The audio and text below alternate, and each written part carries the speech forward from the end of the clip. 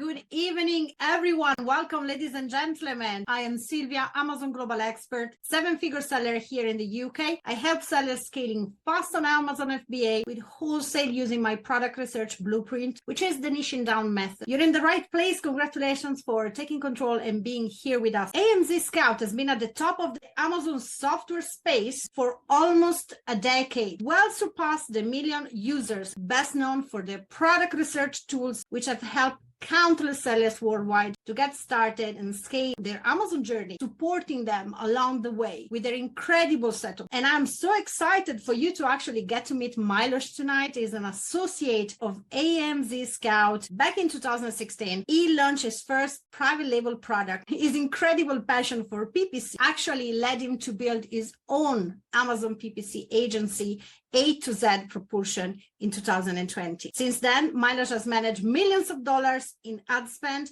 and made millions of dollars in sales for his own clients. So without further ado, here's Milos. Oh, hey everyone. Oh, that's a lovely introduction, Sylvia. Thank you. Yes, my first love is Amazon PPC. It's my favorite thing to do on earth, but I've been also involved in every imaginable aspect of Amazon. I constantly help my clients with various different things, especially when it comes to, products, making the right moves, well, in almost every way. Running a business on Amazon is the same as any business. And that's actually where my formal education is.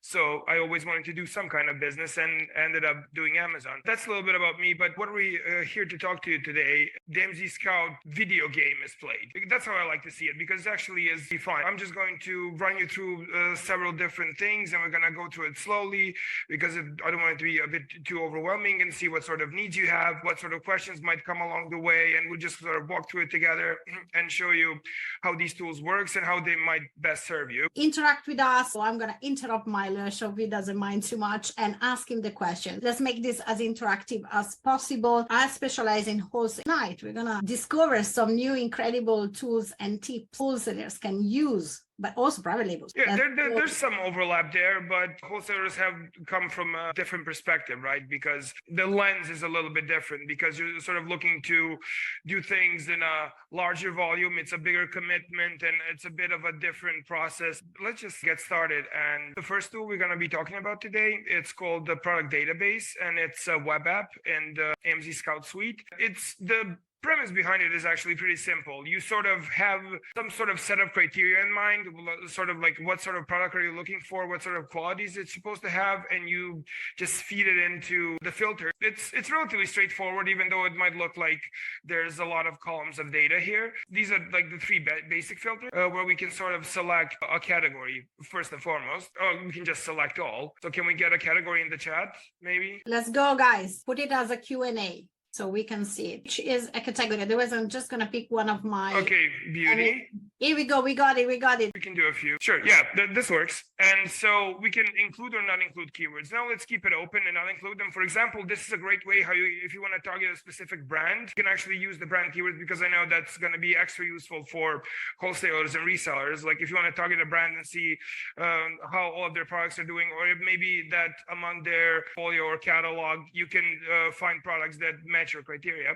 We can look at the price if it's of interest, and you see it's a range. Let's have a range. Shall we keep it small and light? Let's keep it under 10. 3 to 10, sure. And now, so these are like the basic filters, but there's plenty more. Now you can see it's already adapted to the ones we've put in. So we can go for like the number of reviews, like a range of reviews, estimated sales. Actually, this is probably an important one. And this is like sales in units. So yeah, let's go with like 200. Let's keep it like less competitive. Minimum 200. Yeah, 200, 300 or something. And seller type. So this is also, I believe, very important for wholesalers, because you can exclude Amazon, because you definitely don't want Amazon there. Yeah. And the product here is basically when it comes to size. So you can sort of have an idea in mind, like how much you're willing to pay for the storage fees, right? But I say there's no need to limit this. And also weight is also the same thing, everything over, the 4 different tiers of categories and stuff. But let's not make it too complicated. And rank could be important, but it depends sort of on the category too.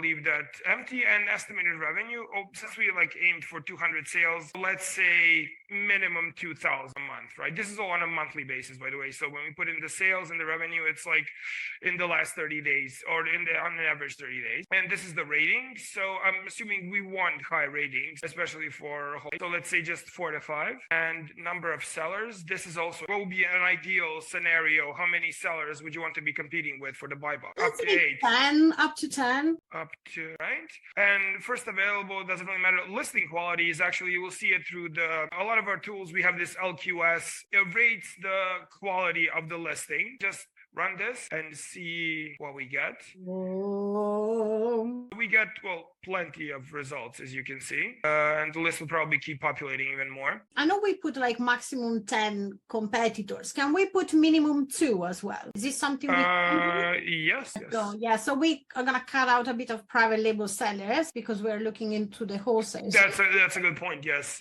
Thank you for your perspective. I'm actually learning a little bit because my background is primarily in private label. So yeah, so as we can see now, we can look at all the columns that we have here. Now, those can be customized, as in you can exclude or include anyone if you don't want things to be too overwhelming or too messy. You don't want, not everyone might find every piece of information useful. Some of it might be redundant because you can sort of extrapolate it from a different set of data. Let's just go through quickly. So you can see the category, which we already selected, but this is the subcategory. So we can, use this information to, use it on other tools, to explore the niche further. And we talked about, how important niching down is. I don't know who's right. Someone's probably right about that, right?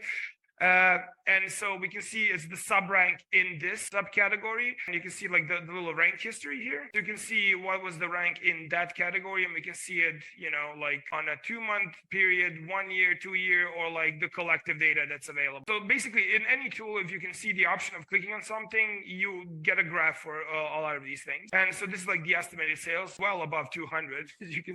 So this is like yeah, and the revenue is around 100,000 for this, and this is the price. We can also see the price history, how it fluctuates. This is 1 month. That's a long enough time frame. So this is the range of the prices. So I think that's very important if you're trying to undercut people to fight for the buy box and stuff. It's very important to keep a track of this. And let's see what else we got here. So these are the fees. Now this is the calculator. The first thing you get out of this is you can actually see the 3 Amazon fees here. So this is how much it will cost you per unit of product if you want to use FBA to sell it. However, it will not accurately calculate this until you add in the missing information. The tool cannot know what is the manufacturing price. Well, in this case would be the supplier's price.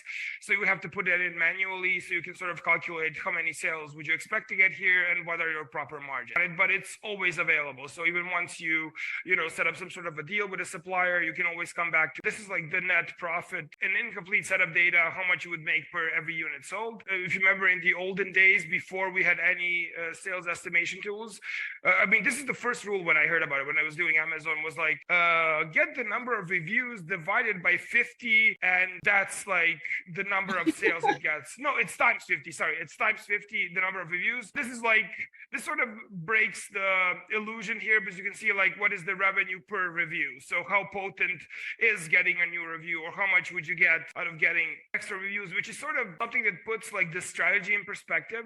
However, it is more useful for private label because as a wholesaler you would be piggybacking whatever is there. This is more useful for private label, as I said. If you're doing wholesale, it's important to see that it's a potent product, and the harder the reviews, the more competitive the product is. That's just a decent indicator. And okay, well, even though it did sort of change, they clicked on this little column, because if you ever click on the column, it will sort of sort it out by value of that column, obviously. So DFA is the date first available on. Date first, yeah.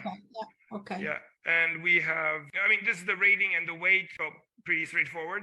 And this is the number of sellers. Example, if you see here that we only have 2, and we know because of the filters we put in, none of these sellers are Amazon. So it can only be third-party sellers. I assume pretty interesting, right? You would rather compete with 2 than with 8. However, we're going to get into some other tools. We can see historically how many other sellers there were, because this might be just, a temporary sort of situation. And this is why there's a lot of, say, synergy between using several tools and coming back from one to another. And actually, there's this little plus thing. If you are scrolling through the results and you find something that you find interesting, you just do this plus thing here and you open the other app, which you can see. Oh, I added. It should be here. And this is your product tracker sort of story. I love this one, guys, because Yeah, so it's right here. So for, you can just for keep my adding. clients, you know how messy it can be with all the open tabs that slow down the computer massively. So this is really good for you. Get into the rabbit hole, getting into the rabbit trail, and then stay there, put the products there, and then later on you go back and reassess. Yeah, so it's like clearly that if you have like 5 ideas, you can sort of arrange them the same way you can arrange the results here. You can sort of arrange them by any of these values. You can see like which one have the most, the least sellers, the highest sales and stuff. So if you're like torn between several choices, which face it, everyone that has ever done product research there was, I don't know, a single person that found one thing. Oh, I want just that. You always consider like 10 or 20 different things. So this is one of the ways you can sort of get product ideas. As I said, it's very straightforward, and basically it encompasses almost everything on Amazon. So anything, if it's selling on Amazon, it can be part of as a result of this query here. And we're gonna move to what I like to call like the flagship tool, the Chrome Pro extension, which you can see how it synergizes. But the Chrome extension is sort of you search from a point.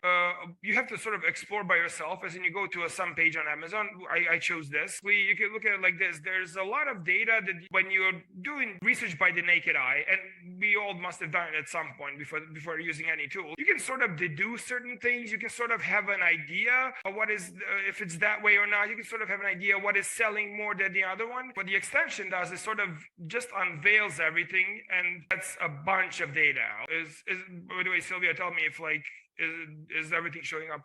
Yes, it's showing up on my screen. And guys, let us know if at any point we go too fast, because myself and we talk very fast. Yeah.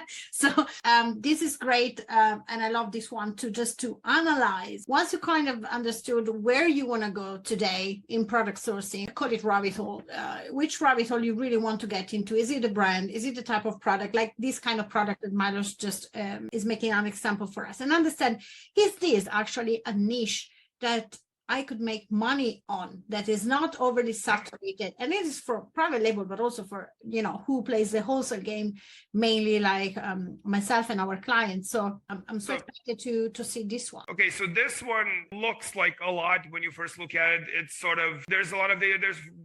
It's there for a reason. Every single piece is valuable. But when you see it for the first time, it might be a little bit overwhelming, because you can sort of click on everything, customize everything. So we're just gonna basically go through like some of the immediately obvious things, and then get into something that's sort of really specific and special about this tool and how you can use it. And this is sort of a really dynamic environment. As I said, this is like a video game that I tend to play, because you can sort of just keep going down different rabbit holes and get lost in the product research, and there's always like a better idea and the better idea. These results you see here, this is basically all the results from this search, and the search we used was travel makeup mirror. It's sort of a random simple product. There are many of the same columns we had in the product database, and as you can see, there's the rank, price, FBA fees, margin, sales. Well, margin also has to be sort of calculated additionally, and you know, revenue, reviews, RPR rating, and etc. And you can sort of also customize this entirely the same way we could do with the product database, and as well as the header. So now this is, and we talk about niches a lot. Niches. See, you got me doing it now, like niches. And yes, Milos, go for it. Yeah, so this is the niche, or you know, the makeup travel mirror, and you can sort of see this is the sort of combined results of everything that shows up on page one. And of course, as I said, you can customize it, and the best, you can sort of define a niche. You can sort of look at it as a subcategory and stuff like that. But best thing is to find short tail keyword that directly describes something, and you look at what shows up there. I've never seen a high selling product it's not ranked first on the page that's, you know, that directly describes it. Even if you are like estimating these individual products, which we'll get into in a moment, you can sort of see how well the niche as a whole is doing, and you can actually see the history of the niche on a total level. You want to make sure that your product is sort of growing. If you find a product that is growing and is growing in sales, you kind of would like to know, is it growing disproportionately to everything else or proportionately significantly or less, or it's even not growing, that would be the manufacturer might be doing something wrong. So you don't want to get really involved in that. So this is why I find it really helpful, more helpful than you might think, to compare like the individual data, sales data, and the data for the entire niche. So it's very helpful. You can sort of even have a sense of like how big the slice of the cake is, and if the cake is getting bigger, and are you getting a bigger piece as it's growing? It's actually really interesting if you can get lost in. I actually absolutely love having the bigger picture right in front of me. So we get very much into the niches. We get so in the rabbit hole, we get so focused because this is how you grow fast. But then you need to have a bigger picture. Now we're talking about this kind of, for example, this kind of mirror, but let's say that our goal is for us to be dominating, I don't know, we were saying grocery. So we're going to be absolutely dominating all the chocolate snack bars, right? Because you have so many different chocolate snacks and so many snacks. So you go with, snacks that are sweet snacks, and then you get into the chocolate bars. You can actually see, is this trend? Is this something that had a peak now, and maybe you risk to actually get into a seasonal trend or something that is just going to go super strong now and is already slowing down? That's the main thing, because that will make you save a lot of money, guys, in very expensive mistakes, especially for private label, but also for wholesale, with super restocks that they're going to just make you get all your cash stuck in there. Let's say that we are in the baby stuff. I'm dominating, right? I will know if specific type of product that is quite new in my own inventory is something that has been going on for a very long time, or is something that has just started, or is something that has gone strong for a while now, and maybe it is actually slowing down. Now, let's talk about patterns, right? You could have like, oh my God, this year,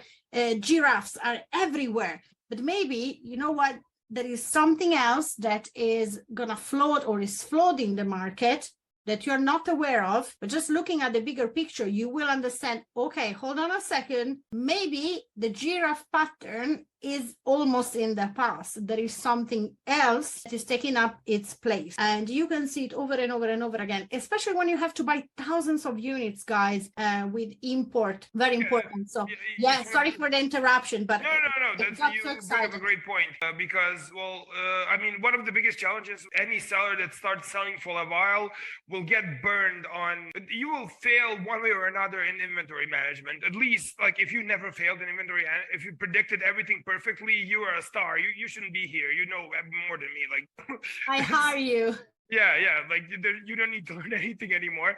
So that's why it's important, for example, and this is also extremely helpful if you want to like spy on your competitors, because you can actually see what sort of sales they had in the last month. Are they outselling you? And possibly even why? Are they ranking on keywords higher ranked than I am? And stuff like that. So you can always look into it. Although you might go insane if you try to follow like 20 of them, pick one that you feel like you compete with well, because you can like really get lost if you try to like, and I had my fair share of that when I had like 20 competitors in an Excel spreadsheet, and I would look at what they're doing every day. Am I falling behind? And so, be careful with that. It gives you the option of that. And the fees, look at the fees. Now, let's talk about when you go out there and you actually design your own product, guys. There are some products that you can see they're charging. Let's take, for example, product row 23 and 24 for everyone.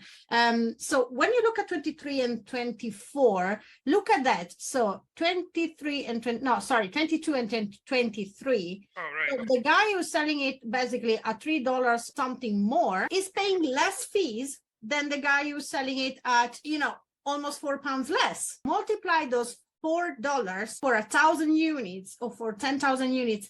That is a hell a lot of money, guys. A massive difference in margin, yeah. Milos, sorry, we got a question by, I hope I don't misspell it, Jalil. Can I use this tool for product sourcing and make data decision in Germany? Yeah, it works in every market. You can see here, for example, and these are all the markets that it's working in. And also we could have easily been in Amazon.de here. It would work just the same. I hope you're happy with the answer, Jalil. Yes, so definitely, I think you guys US and most of the marketplaces. For sure, Germany is in the list of the marketplaces. Yeah, exactly.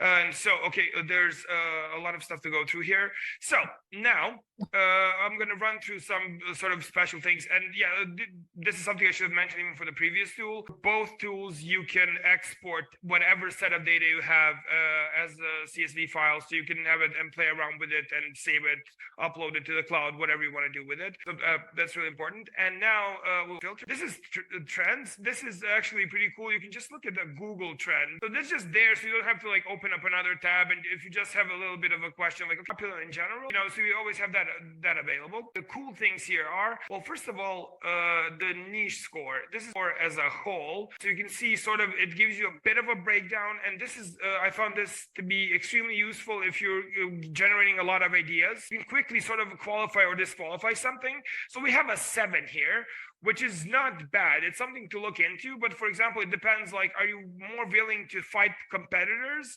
Or maybe you can sort of garner a greater demand among in a niche where the demand isn't great, or anticipating an increase in demand. This little breakdown, and it tells you sort of on a surface level, this is what you'll be dealing with. Of course, this doesn't substitute a proper due diligence once you pick a product and go through all the process. This is basically just for very effective way of filtering out ideas. Just okay, you know what, maybe I don't want to deal with a lot of competitors, or maybe there's like too many name brands or whatever, or something like that, but then you can look into those brands. And this is a really cool thing because this is a visibility score, and this is something that's specifically AMZScout related. So you can sort of see how many people out of over the million users that have this tool have stumbled upon the same idea. Because you don't want to be, if you want to see this score being like above 1%, like, okay, well, if 1,000 people have this idea, maybe I should like try to find something else because I might be competing with all of them or some of them. So this is a very, very cool touch. That's sort of a testament to the experience of how AMZScout processes feedback from users. This is the really interesting. Now we have these two sets of product score for private label. Like if you want to like sell specifically this product or the product with this features, you can sort of click on this and you get this from every single result. It's similar to this niche breakdown, but for this one product. And this is actually where it's way more useful for wholesalers and resellers. Because if we look at, for example, some of these don't have a reselling score because they don't really qualify as a reselling. Nice. That's already how you cut out so much exactly stuff that is private label for who does the online arbitrage and wholesale game. Yeah. So this is also a quick qualifier or disqualifier, but it's definitely when you see a 10 and you already are fond of the niche, you like, for example, this is what I'm thinking about. If you like the numbers you see here in the header, if you see like, oh, this is what's happening on average on page 1 in this niche, and you get a high score here. So if you're already like, let's say, seduced by a niche a little bit, this is definitely something that you want to look into. And when you see a score like this, now we're going to get into what else can you get out of a singular product. And this is a cool little feature here. If you just click on this little star here, it brings your product to favorites. And when you just open the favorites tab, it's there.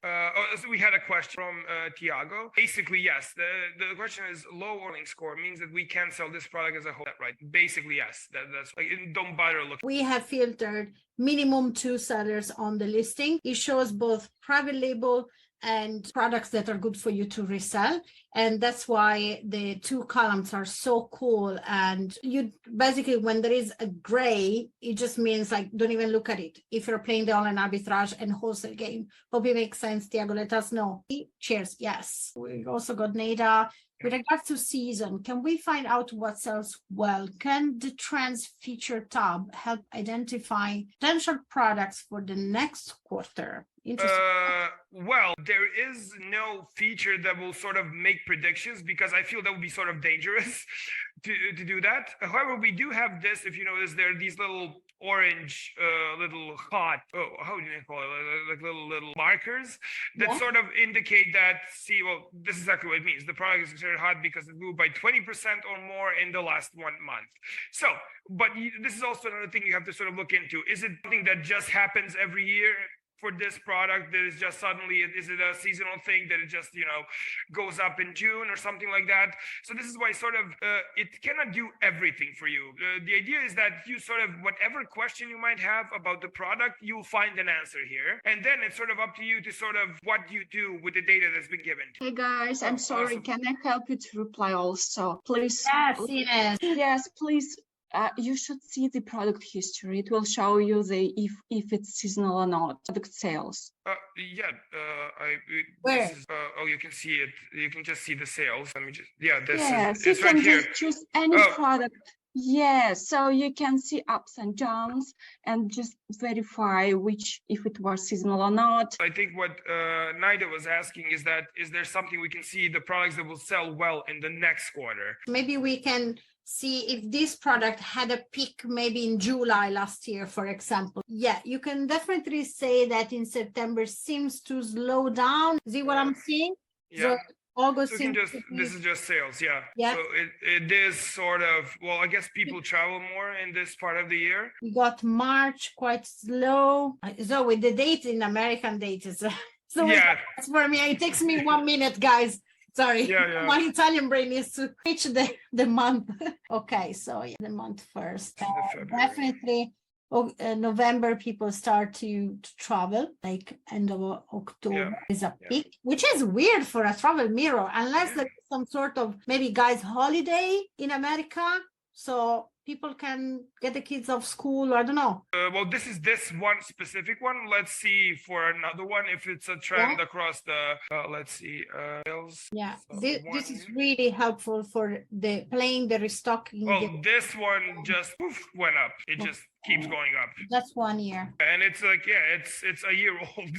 So it's a little less than a year old. So it just went up. With PPC, I think. This a lot of mirrors. This happened, so we can absolutely, as Nina said, we can absolutely see the history, but we cannot. There is no part of it make predictions for you to tell you. So you can look at the previous year in that same period, if the product is older than a year, obviously, and also, but there is another cool thing you get as an AMZScout user, that you get like niche reports and trend in general if you're a user. So that's like a special feature that you get like once a month. You get a monthly report about everything that's been going on Amazon, and they can include many different things. It could include like technical changes to the company, sales trends, and similar. So that is the type of information you might get, you will get, and we also make sure that people get like trending niches, which is also a really big deal. So you can actually see which niches have, like, among all of these hot niches, which you can see that there's always going to be a few on any page. We sort of filter out like the top 10 that's been in the last period. So you can definitely get that type of information, just you wouldn't get it directly here from the app. You can sort of deduce it by yourself, but there was not a part of it that would make prediction. I hope that answers it properly. I think. Yes, Naida was happy. Yeah, she loves the button. I love the colors. You know, when you go so fast in product sourcing, just having the colors popping in, it just it's makes important. my brain go so much faster, you know. And when you see these colors and stuff, it helps you, even with your eyes to filter stuff through. So like, okay, I should be focused on this. So as we can see, like those shifts in sales, we can also see the shifts in price and rank, and that's basically it. So Milos, what happens if you click on a brand, for example? You know that I haven't, while I was playing around with it, I didn't actually get into it. So I was saving this sort of for the last big feature. Once you I didn't forget about it. It's very important. So let's choose this. If we just click on it, it will open its A+ content page, and if we run the extension again, we will see everything from that. I love it. This is specifically extremely useful for wholesalers, because private label people would not use this at all. There's not really a big, unless you're sort of spying on competitors. So guys, have you just realized what happened? Especially, let me see who is in the chat. We got Alicia, she's one of my heroes. Angela, Jacqueline, Matt, one of the heroes. Mehul, one of the heroes. Naida, just joining. Harry, Peter, Carr, Paul. Guys, Sarah, Tarek, Tiago, and Timothy. Wow, so many. You guys, have you just realized what mileage with 1 second and 1 click as shown you, because this is going to save you. When you get into the rabbit hole of the brand, it's like, oh, look, there must be something hot over here. Button, right, showing up. And then it's like, you click and you just get into the rabbit hole of the brand. It's like, what? Let me see the Q&A. You forgot Andy. Andy, sorry. So that's where you can sort of sift through the brand itself, and you sort of get to look at the brand as a niche of its own, and you also get the whole header with all the average values for the brand. You just don't get the niche score, visibility score, because it's not a search term. You just see what's on the page. And so you can also arrange it by, for example, price, if you want to see how the more expensive ones are doing as compared to the cheaper ones. So you can basically arrange it by estimated sales or anything, and you can just keep playing around with it. Of course, you can just copy the ASIN and use it in a different tool, which is actually very helpful. You don't have to like open it up and do this and grab it from the taskbar. That's pretty cool. So let's look into why, for example, let's look at this, why this one is apparently that good. So this one, okay, 70,000 ratings. This is a different tool now. It's also sort of an extension that gets mounted onto any individual listing you open. So it's not something that activates once you're looking at search results. These are very important questions, I believe, when you are looking to resell something or wholesale it. Is it a hazmat product? Is it applicable for prime delivery? And is it private label? Okay, you couldn't be 100% certain if this store is a private label store or it's a larger brand you can contact. But I just picked one at random. The 10 score means that it's a great reselling. So for example, if you find this anywhere, on a discount rack at Walmart or something, it'll probably be a good idea to resell it. Because it should go fast. And now we can see how many sellers we are competing with and what are their, and you can also do the calculation if we know the costs for acquiring this product. And you can also put it for the FBM. So you can actually see what your fees or margins would be if you're fulfilling it yourself. And this is the fun part. This also shows the history, but this is related to the buy box. There you go. This was interesting. So let's ignore the rank. You can just, turn the rank off and on like this too. And this green line is what the buy box price is, and we can also do the increments of like 1 month, 3 months, 6 months, 1 year, 2 years, so we can see how much overlap is there with the different sources of selling. So we can rank. So if you click on any point of the buy box price, you can see who the buy box owner is. You can see that it's an FBA seller, which is also a good sign because it shows that there are currently two FBA sellers on this. So this might qualify as a decent product if you're able to get a deal with the manufacturer. And this is a relatively simple graph, but it really shows you what the situation is here. And because it's specifically related to the buy box, which is one of the biggest challenges that you're facing, like how to compete with the others that are sort of in rotation for the buy box. And you can also see the price history, which is relatively important. You can see it on a larger scale, see how much it fluctuates, and would you be willing to undercut it at the lowest price, how long it stays at the peak and stuff like that. So are these fluctuations something that you would be able to handle? I mean, you of course need additional information to contextualize it, and yet this sort of really gives you a sort of a clear picture of why this product is or is not a decent reselling idea. Can I add one thing, Milos? Do you mind? Because at the end of the day, like as you can see, as you can imagine, guys, like when you do online arbitrage or retail arbitrage, most sellers, I mean, we have all started like that, right? You have to start somewhere. And we mainly Amazon sellers start with retail arbitrage, online arbitrage. And of course, most of sellers and price tankers do not use all these tools. So strategy is panic. They just you just for inexperience. And because your cash is stuck, while you can actually make manual repricing or set your repricers in a way that is like, you know what, I know it's going to go back up, chill out. So these tools allow you to always be one step ahead of your competition. And with wholesale, when you do the niching down system, you only compete with people who's actually mainly experienced. So they have these tools and they're people that are paying for prep services, salaries, warehouses, softwares, they have payroll in, so they have no interest in getting into the penny fight. So guys, this is amazing. Also, is the gray line is the Amazon one? Is Yeah, Amazon on the list? yeah, it is. It's right here. It's you can really see that clearly. The thing is, well, if you've been observing, if you've been selling for any type of time, when Amazon has to appear at one point or another, and it's not a direct competitor. Sometimes Amazon likes to like sort of resell return goods as and that's extremely annoying Warehouse because deals. Mhm. yeah, those warehouse deals and stuff, and that's most annoying when you're, well, this is my experience, when you're a private label seller and you're the only one selling the thing, and you can see on your buy box for like half the price, and I just know that it didn't get delivered because the guy wasn't at home. So they will pop up once in a while, but if it's not, yeah, and if Amazon is not a constantly present threat, it means the coast is clear. So these are not, and you can see the Amazon is always like underpricing, so it's probably just like one or two items that are available, and the higher the volume of the sales of the item is, more likely that Amazon will have like a few pieces that were, you know, returned or damaged at the half price or something to be available in the buy box, but they will never take those cases. But yeah, the more of them they sell, the greater the chances are that some of them will be returned and resold like that. Okay, so is there anything else to cover? Mehul and Andy. Hey, Andy. We're asking about the price point. What's the price point for the tool?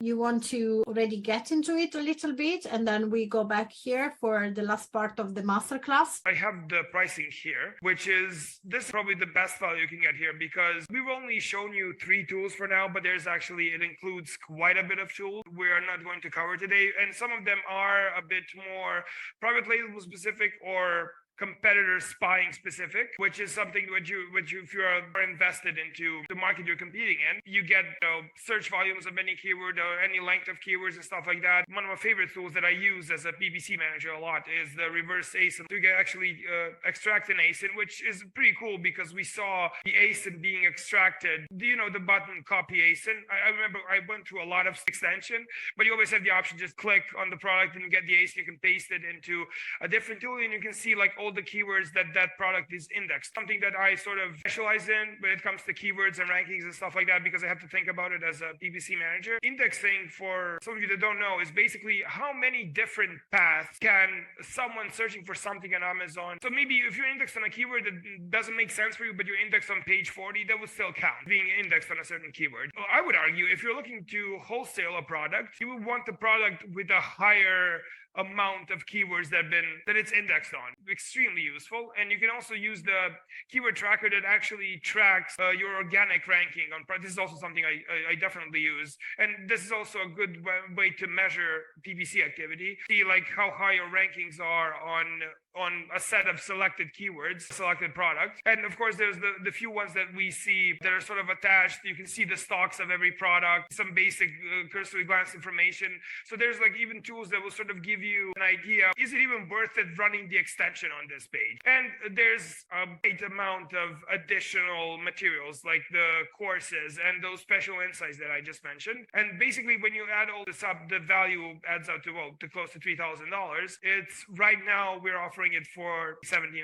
Well, the best part about it, if you're not even willing to commit for that, you can just try everything for free and without even giving your credit card information. So you can just play with it and you're sort of confident that you're going to love it and you will want to keep using it. So anything that I've shown you, you can try it like right now. In the free trial, you can absolutely use everything just for a limited amount of runs or a limited amount of time, but you can absolutely play around with everything. That's the offer we have for you today. And yeah, this is going to be a link. So you got here, yeah. We just got the link in the chat. Get the whole year, guys, or you can get the free trial. And here we go, the free trial one. Shall I share also the first month? I give you something extra, guys, just because you've been with us. You can try it for about 14 days and then decide if, yes, Mehul, I just put it in the chat for you exactly. So you can play around with it and have a look. And then if you guys are just starting and you are in for private label or you are in for wholesale and you really want to dominate, go for the ear, because when you use these kind of tools, they just, what I found, I wish I found it earlier, to be honest with you, it repays it, unless you watch Netflix. If you watch Netflix, it's not going to repay itself, okay?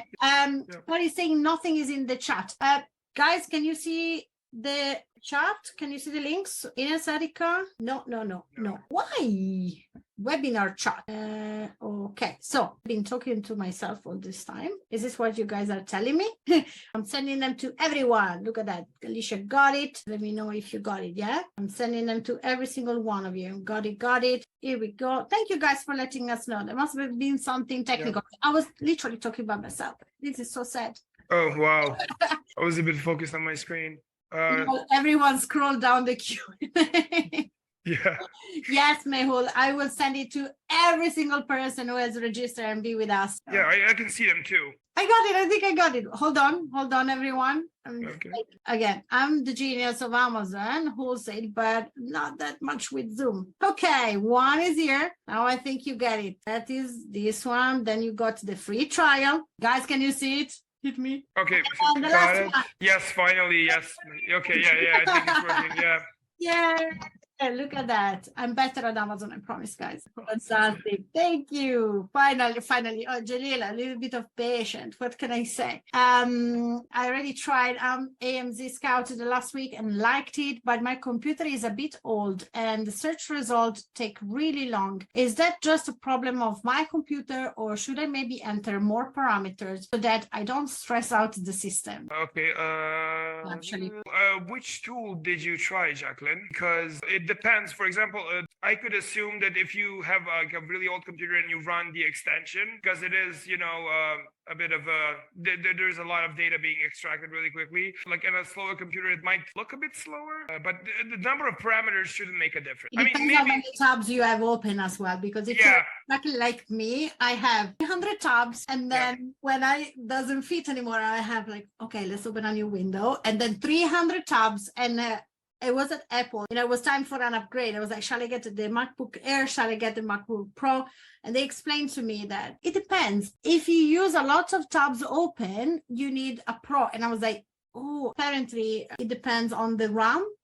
Very not a technician, guys. But so yes, if your computer is old, it's gonna 100% affect how fast you go. And I always say, don't spend money in things you don't need. So if your printer is working decently, just wait maybe for upgrade it, but if your computer, and you don't have much time to spend in product sourcing, is slowing you down, once your tools are slowing you down for making more money, that's when you need to switch the mindset and just invest so you can make more money faster. Listen, there are things you can, for example, when you do delicate things on Seller Central, if you want to, well, especially with me, like, if your internet's not super fast, if your computer is not sharp, like you can put in the wrong bid for a target, or you can put in the wrong quantity in an order report or something like that. I can really, if those little things, if it doesn't refresh in time, can actually cause some damage. I've done stupid things like this because I was thinking, okay, well, I just put in the value, it's gonna be fine, and I just closed the tab and I realized, oh no, it's like not 25 cents, it's $25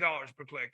So stuff like that can happen. Yeah, that literally exactly what I described happened to me once. I mean, I caught it like an hour later, and it wasn't a lot of clicks, but still, it's something can happen because my internet connection was really poor, and I just assumed it's going to work. So yeah, like a poor internet connection and a slow computer can actually once in a while cause a mistake that you're gonna really seriously be kicking yourself. So I absolutely agree with Sylvia. So if you want to do this a bit, seriously, if you want to actually, the computer is where you run your business, I would definitely not, cut corners on that. Yes, 100%. You will be surprised of how many people jump on a call with me. You guys can book your free one-to-one strategy call to speak with me, and we're going to solve the three main problems that are slowing your sales down and slowing your process of getting into Amazon or scaling your Amazon. And you will be absolutely shocked of how many people are just buying products, testing products without having a software. I'm like, so you don't have a software? No. You don't know what a BSR is? No. I'm looking at the ratings, but this is what we used to do in 2017. Yeah, you can't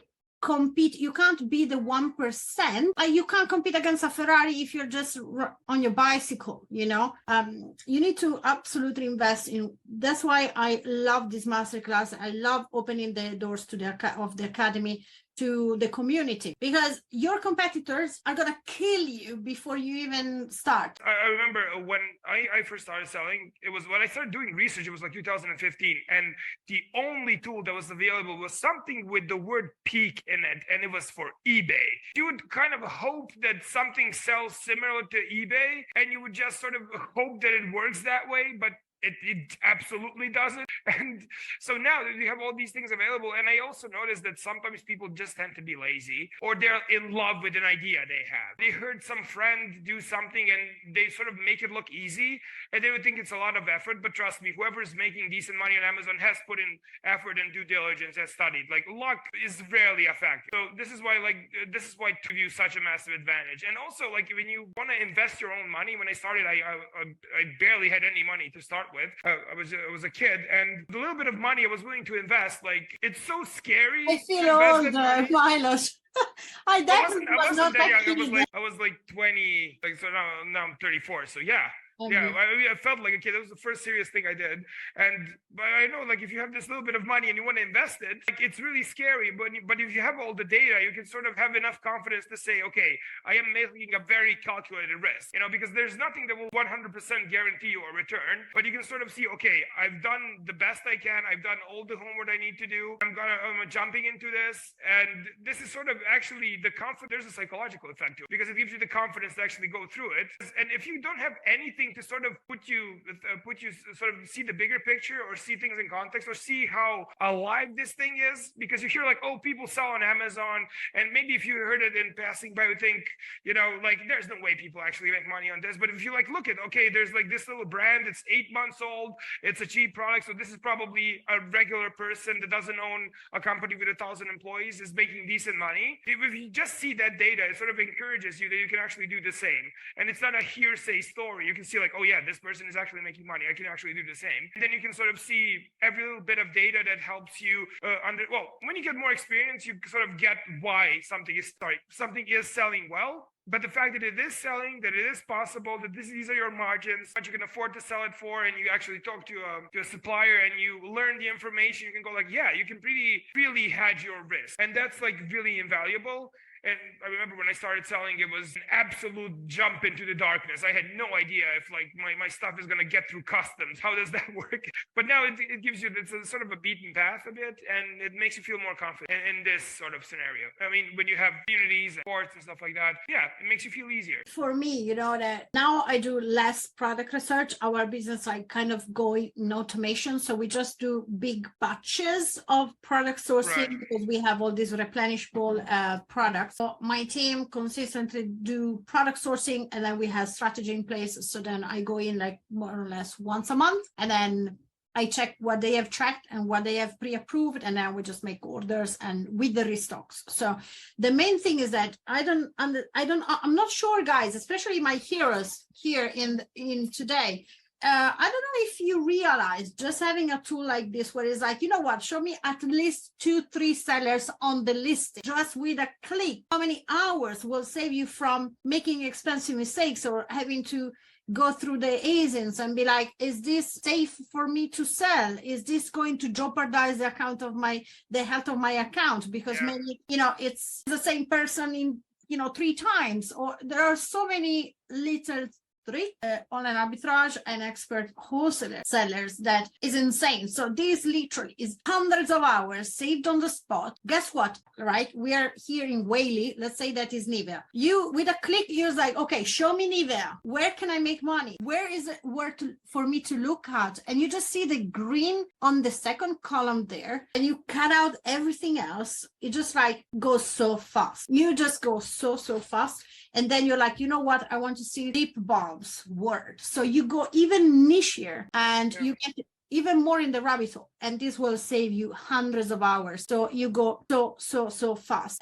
Patty is asking, how much do you recommend at least to start? So I start, Miller, saying, depends which kind of model would you like. It heavily depends. But yeah, I mean, I can give you the private label answer. This is how I actually helped some friends that I know get into this. This is sort of the formula I use when a client of mine wants to add a new product to their portfolios, even if they're doing like $5 million, I'm saying like this is how you test the viability of a product. Going out of stock is a very tragic thing to happen to you, but it's okay if it happens once. Like if you, for example, if you get 10 units of a product and you sell those 10 units, however, you should order more of them, but you shouldn't order more than 10, unless they're sort of really cheap. But as a private label seller, you shouldn't be selling anything that's selling prices less than $20, maybe 25 now when we account for inflation, because that's like a healthy price margin. So basically, when you come into certain things, like when it comes to sourcing the product,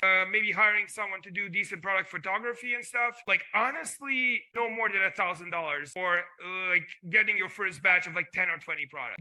That's my idea, and no more than 50, like no more than 15, no matter what it is. If it outsells in 3 days, it's perfect. Like you barely even scratch the surface of like getting organically ranked and stuff. So that's a really good sign, and especially if you have like enough of proceeds to fund your second batch, because this is how it was when I started private label. Well, I only paid money for my first batch, never again. So like it's enough to finance the second. That's the short answer. How much would you say, yeah, this is the minimum? Because we have seen Amazon changing so badly, so much in general, but so much for PPC. I think you're the expert there. Yeah, it depends on the niche, but I always do research before a product gets launched. Some clients don't tell me; they're just like, "I'm selling this." But the idea is that I always set up a really specific goal, and the idea is the ACoS, the cost efficiency of the ads in the first batch doesn't matter at all.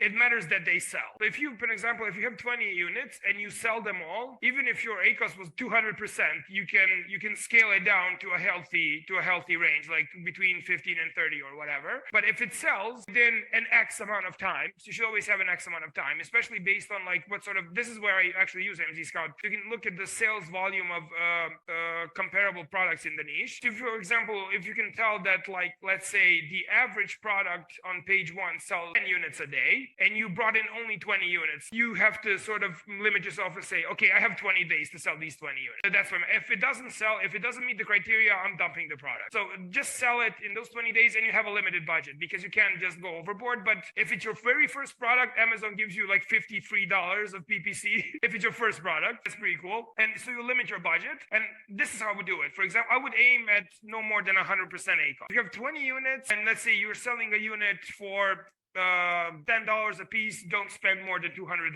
trying to sell those $200 worth of units. And that's a good proof of concept, but it's probably going to be a higher price. So let's say $400 for $20 per unit. Hope that maybe I talk too fast and too much. This is what happens when you ask me about PPC and stuff. The expert PPC manager, of course, because I find in the Amazon world there is so many, like everybody is a sourcing VA, you're gonna get, and everybody is a PPC manager. Right. Yeah. Then it's like, okay, so you have $55K invested into this private label, right? Yes. Okay, so you're paying £500 a month to the PPC manager. Fantastic. And what's the result there? Now I'm in total loss. One person who is a professional, choose one, suite of tools like AMZScout and just focus. Choose one platform. Don't do 300 platforms. It's okay to learn the second platform. If you do eBay and you want to move to Amazon, it's okay. Just keep doing what you're doing, and then you need to scale Amazon. And then there's going to be a moment where eBay, it will become like very secondary, and Amazon will become your main source of income. One niche. You can't be Walmart, guys. You can't be Walmart. You can't buy and sell everything. It just doesn't make any sense. Even Amazon itself, they didn't start buying and selling everything, right? They started as a bookstore. So if Amazon itself started with a niche, why should you go and sell everything? Choose one niche, pick one category and dominate massively. I was wanting to ask Sylvia, the same question that Pari asked, like how much money would a person need to start wholesaling? Or is it like extremely dependent on what product you choose? So, I'm kind of curious myself. Yeah, the main thing for me is invest in yourself. That was my main mistake back in the days, but back in the days, I didn't have much choice. Who do I learn from? There was not even much YouTube around in terms of Amazon and strategies and coaches. So now I feel like it's a little bit even too much and overwhelming for who is looking for real support, ethical support, someone who really can guide you step by step and care. Getting all this information overwhelmed from all this free stuff, is this slowing you down or is this speeding you up? Because if getting into no software and no coach is making you faster, just go for it. If you feel like it's slowing you down, it means you're not making money. You're losing money every single year, because every year you don't hit your 6 figures, your ignorance, I'm ignorant as well in many things, your ignorance is actually costing you a 6-figure business. It's costing you a 7-figure business. Number 1, go out there and fill your knowledge gap. Number 2, wholesale. We start with test buys. We do wholesale within your own marketplace, which means if you're in the USA, you buy from USA, you get the products in USA, sell it on Amazon.com. If you are in UK, for example, then you get your products from the UK within the UK. Cost is cheaper. You get the products the next day. So your money, especially if you don't have a lot of money to start with, it just makes more sense because you don't have your products cash stuck for weeks. That's very, very important when you decide, like, how much money do I have for starting my Amazon journey? If you go with wholesale, it just makes a lot of more sense, especially if you have less experience. And then we guide the heroes with test buys. So we make you go wide, never narrow, okay? And you can test buy with as little as $250, $500. Wow. Once you see the products fly out of the shelves like so fast, then is the time where everyone is like, okay, I need more money. So they get credit cards, they get LTD credit cards, they use their own credit card, they get business partners because they see the results and they are just like, I'm in. Because again, you're slowing yourself down. You can start with as little as 250, 500 or your test buys, and then once you see it works, you just need to get ready with more money. Yeah, it's a similar approach. If you buy like 10 units and they just fly off the shelf, it's so easy to commit to it. But with private label, you have to do so many things up front. You have to like design a whole brand. And yeah, that sounds pretty cool. That sounds really cool. Should have done wholesale when I don't live in any big Amazon market, so that might have been a limiting factor for me. But yeah, that's pretty cool. And also, as you were talking, I was reminded of this quote I read in if you see a stonemason trying to cut a stone in half, just keep chipping and chipping and chipping, and until once they strike it and it just splits in half. And I think when you get those little insights on Amazon, it can make the biggest difference that you cannot even imagine. Like, you might be like 2 or 3 bits of tiny bits of knowledge to sell like 10 times. Yeah. And that's so weird because Amazon is actually incomprehensibly massive. There are like trillions of dollars of stuff being sold every day. Our brain cannot process that. And what actually is the ability there? So maybe you can just do a few little things and just catch a little bit of information that can actually make a huge difference, that you kind of be overwhelmed, like how it happens so unexpectedly and easily. But so yeah, and this is like exactly how you can sort of educate yourself. And it's a very practical education,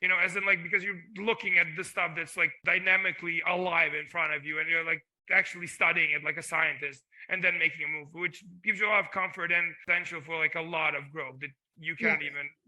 And I think probably the most expensive mistake, guys, it will be when you first start to understand a little bit about Amazon, and impatience will probably burn your money.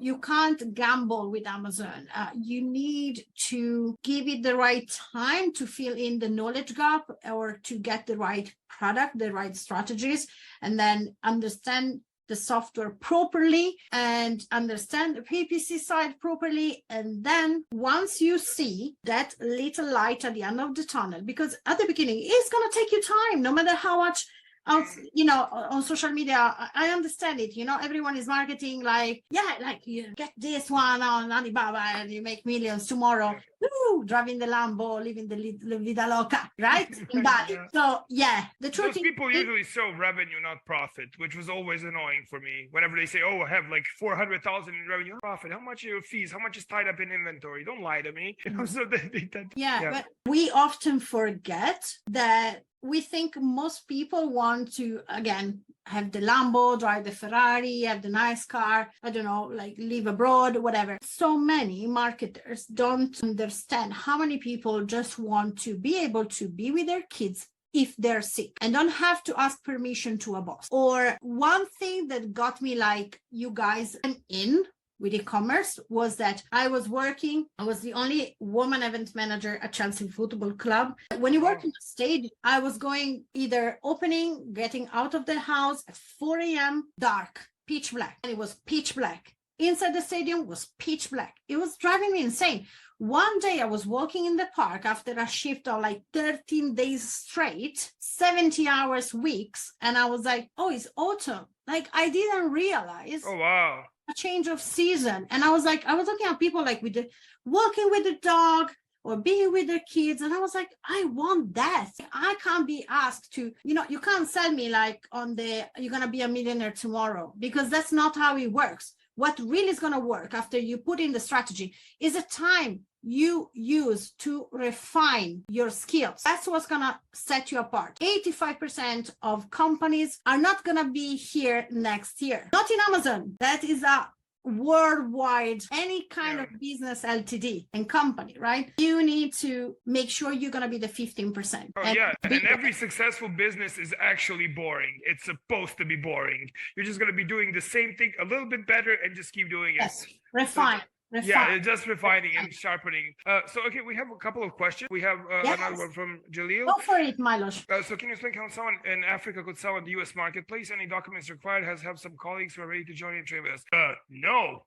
You just do this little tax interview when you want to sell on Amazon US, and the tax interview boils down to, well, I haven't registered an account in a very long time, so since I started my private label, but it was basically, are you a US citizen? No. You live in the US? No, we don't care. So like, as long as the declared value of the items you're importing is under $2,500, you don't even need to deal with cost. And at a certain point, you can get a US tax ID, which just sort of stays on your shipment. And you can just say, no, I'm a private individual from wherever you are in Africa selling these items. Like at the beginning, you can actually get started without any issue. You just need to have a US-based bank account. This is like, I haven't done this in quite a few years, but I'm thinking that hasn't changed. It was pretty simple. Like for the other markets, I think it's a little bit more complicated, especially for the UK or Canada and stuff like that. But you can actually sell from US to Canada and Mexico via their little special program without having to getting legally involved with Canada. But I think I'm certain that it's still the same way. We usually recommend or when you're outside the USA, for example, because I think now is a little bit more complicated, like in the UK, etc. And if you are sure this is what you want to do, like if you're sure Amazon is what you want to do, just go with opening a comp. That should actually cut down on some of the legalities. You can pay to have an address, so then you can have the bank account. So that is actually, I feel like, easier when you want to. And America is the easiest, like in terms of like paperwork and red tape. America is definitely this is why they're the richest country on earth, because they put so few barriers when people want to do business. It's actually really nice. But Jalil, I mean, I would advise you to do your own due diligence, and I'm sure you can find some other sellers probably from your own country that have started. There must be some sort of groups you can just ask those questions. You can feel a bit more safer. I'm pretty sure you can easily get started. Especially if you have colleagues, for example, in this case. Just, I don't know, I got so many clients that came with bad experiences from business partners. It's like, I really want to make money with my sister. I was like, okay, which experience she's gonna bring on board? Oh, no, like she has a couple of hours here and there. Like, it's not gonna end up well. It was either ending, I was saying, family divorce almost. So if you decide to go in with a business partner, really make sure that you guys are fully aligned and you need to take into account the fact that, business with friends can go great or can go greatly wrong. Just it really depends. So it is a little bit of like when it's like, oh, I got colleagues, everybody wants to jump on board. So then what about the profits? Like how there are so many things that you need to literally in line and understand what is best for you and what is good for them, and then find a compromise. It's not definitely not easy. Nada, do we PPC right at the end, and we have identified the best selling product? That's for you, Milo. If you're really good at it, if you know what you're doing, you will maximize the standing of your product, whatever that is. So whatever it can naturally get, you're able to get it with PPC. Now, if you don't have a good product, no amount of PPC will help you. You will just be wasting money. So this is why it's sort of very important that you research it properly, and then whatever that you came up with, you can bring it to its like sort of maximal natural potential within its niche. I mean, I don't want to get into like some super advanced things. Yes, there's always a way to push further and experiment harder, but in a more basic sense, it's way easier to manage a decent product and to put it in front of people and convert it properly. That's basically it. I mean, it's sort of a specific question, but yeah, the product is key. It's always the key. So whatever you choose to sell, it's going to determine a lot of My main advice is pick one marketplace, pick one niche, pick one platform, and then dominate. And you're going to be so busy that until when you hit 1 million minimum in sales, you might not have actually the time and the resources to expand. So it's way better to stay focused, dominate one marketplace, dominate one niche. And then once you have more and more cash flow, credit line, etc., if you can have credit lines, you can say, you know what? It was great here and it's still great here. Why not duplicate? For example, we are so busy. We have great credit lines, but not that great because we're not America, right? It's UK. It's completely different. One of my coach's friend, he has in credit cards, he's in America. He has in credit cards 250K in personal, like in business credit lines. Something that in the UK, it doesn't happen, that you can have 300 credit cards and you get 250K of credit line. It just doesn't happen. So when you start with a small marketplace like Germany, in UK, you just dominate where you are. That's the fastest way for you to scale and multiply your money. And then once you are fully there, just duplicate what you're doing. But the UK, not your savings, the UK marketplace or your .com marketplace is paying for you to try to expand, not your savings. I can see the variance column, which is really helpful because you got... right. Yeah, we didn't cover that, right. You can actually see how many variants there are, and you can see the breakdown of each of the variants. Nice. Yeah, so you can see actually every variant there. Yeah, so that's actually extremely useful. Especially, I guess there was so many things to cover that we forgot this one, and this actually I've recently added. So yeah, you can definitely see that not all variations are made the same, and you can actually see the people call it 80-20 rule, but it's originally called like the Pareto principle. You can see that like 80% of the products account for 80% of the sales. This is sort of where you can see that rule usually happen. Right, because of the restocking game. So when are you gonna test buy? We never go in and test buy 4 different products, right? Let's say that this is something you can resell. Let's say that this is Nivea, for example, and we have Nivea lip balm cherry, lip balm chocolate, lip balm white chocolate, whatever. You never go in and test buy all 5 of the variations. So you pick one. Which one are you going to pick? You're not going to pick the 79 estimated sales unless there is less people on it, right? Maybe the price is higher. So this gives you an idea where to test buy, and this will speed you up massively. So many people might just end up buying 50 of each. Oh, wow. But for example, so it's like, okay, 50, because these overall made, 20,000 estimated sales. And it's like, yeah, but which one is the one that is actually selling? How many competitors there are on everybody? That's really important, guys. So this is going to be a lifesaver for sure. Yeah, I remember actually I had the scene with one of my clients once. So I was physically there with them in Maine. Yeah. And we were looking into sourcing a few different products. I was there with them. And it was like, oh, I want 500 of these, 500 of these, 500 of these. And they just said, no, we'll get like 50 of these and 50 of these, and that's it.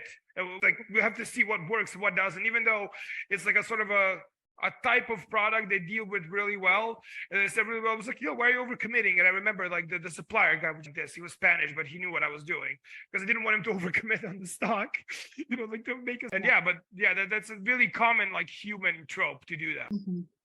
Also remember one of the review count, right? The ratings, the review counts will actually say a lot if you go for a product. No, I love this one. Anything else, Milos, you wanted to share before? I think we covered like all the basics. We covered the pricing, so you already got the links and everything, and we covered we covered 3 tools. There was a few more, but when it comes to product research, this is you're going to need it. As I said, it's sort of when I can't remember the name of the person in chat that said like maybe my computer is slow. It's like it's just like a video game, because like this is like if your computer is not fast enough to run a video game, this is how it feels like if you sort of get into the swing of things with AMZScout. But especially with the Chrome extension, it's actually really fun, and you just keep like you're getting curious about things, and then you get sort of predict stuff what's going to happen, and it's really helpful. And then you realize, oh, these are actual real things that can make real money, which makes the game so much more fun to play and so much more rewarding to play other than an actual video game. I think I covered the basics, and as I said, like everyone can try this out for free right now. So like everything I clicked on, everything I played with, you can do it right now and see for yourself. You're gonna get more out of it than even listening to me showing it. But this is just for you to have an idea.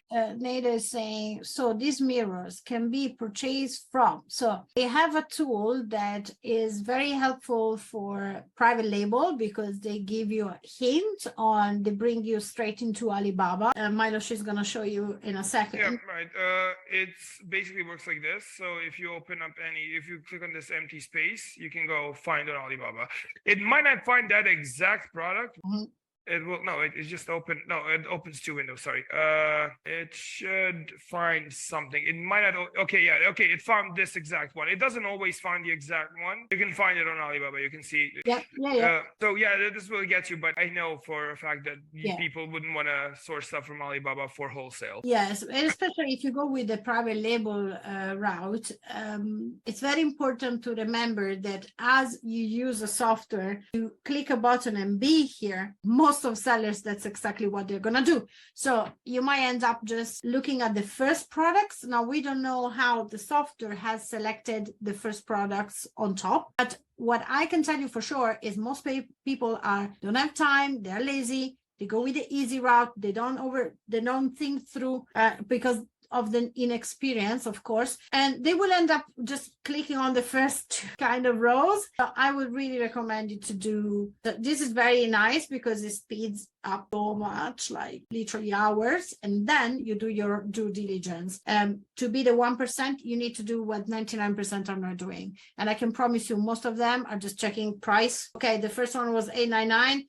I'm gonna go with the $265, and they don't go past page 1 or the first. So be different, have different results. Yeah, and don't underestimate how lazy people are. That was one of the, and also people assume they know more than they actually do, and they get overconfident in many ways. So even people you would be competing against are, even if they're selling well, they can probably be doing way better. And if you just sort of do your due diligence and don't cut corners and really think through every decision you make, you can actually achieve way more than the data you're looking at yourself, for the other sellers. Yeah, absolutely. No, it's just the way it is. Everybody is like, okay, I'm going to get the software.